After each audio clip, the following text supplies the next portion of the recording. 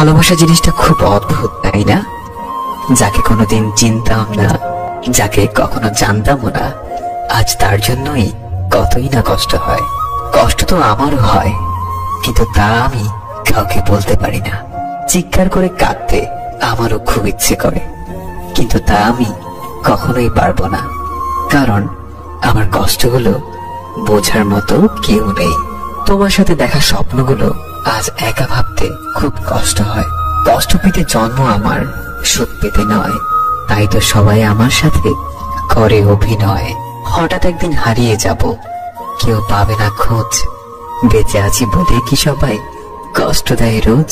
কষ্টটা খুব বেশি মনে লাগে যখন আপন মানুষ কোনো কারণ ছাড়াই অবহেলা করে।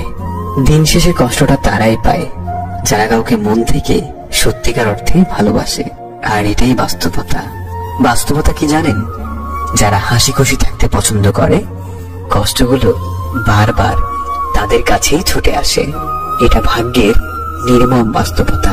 কিছু হারিয়ে গেলে যতটা না কষ্ট হয়, তার চেয়ে বহুগুণ বেশি কষ্ট হয় কেউ বদলে গেলে।